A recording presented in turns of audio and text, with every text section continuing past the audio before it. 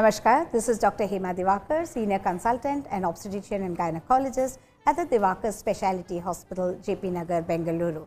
I also currently hold the position of being the FOXY Ambassador to FIGO, which is the Federation of International Organization of Obstetricians and Gynecologists.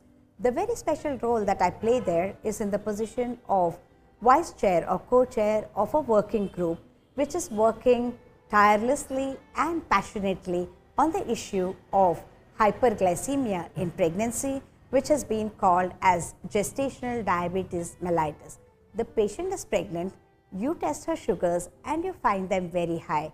That is HIP, hyperglycemia in pregnancy, originally called as the gestational diabetes mellitus. When the nature doesn't support the control of sugars in a situation of pregnancy, for a very temporary phase, the mother lands into as if she had diabetes mellitus, and this is arising out of pregnancy, and therefore it's called gestational diabetes mellitus.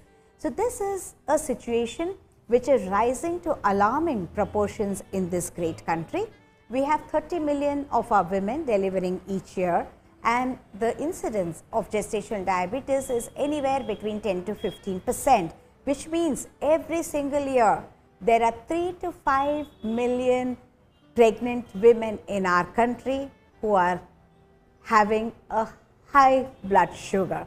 And this is an alarming trend because this not only harms both the mother and the baby in and around the time of pregnancy and delivery, but also it has long-term problems both to the mother and her offspring.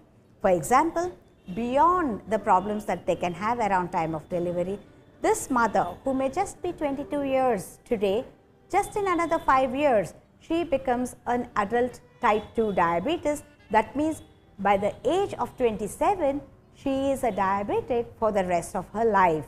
So that is a huge disadvantage of not testing her in pregnancy, not treating her in pregnancy, not giving her the necessary advice for the diet, exercise and her lifestyle. All of these which could have prevented her from becoming a type 2 diabetes. If you really do all of these at the time that it has to be done, then her type 2 diabetes would have unfolded or emerged when she was, say, about 45, 48, 50 years. You could have delayed the onset right until then. And it is the right of every woman to know her sugar status during her pregnancy for her short-term and long-term benefit.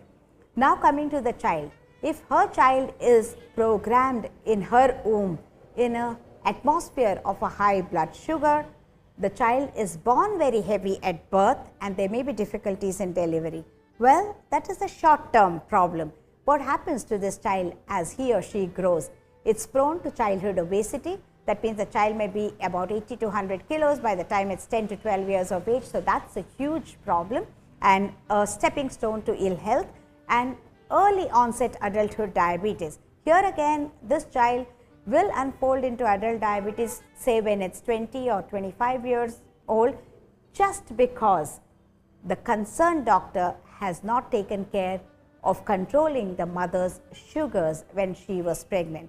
So this is rising to be an epidemic and a menace not only to this generation, but for the next generation as well, because this mother and her offspring both are affected, and if we don't have the handle on this problem at this point in time, as how it's often been quoted, your future depends on what you do at the present moment. So unless we make both the women and the families aware that this is a reality, 1 in 4 pregnant women in India can have hyperglycemia in pregnancy unless she comes in for her testing and the doctors do test her sugars, unless her sugars are controlled and she is counseled for the care during the pregnancy and even beyond pregnancy, we will not be able to stop India from becoming the diabetic capital of the world.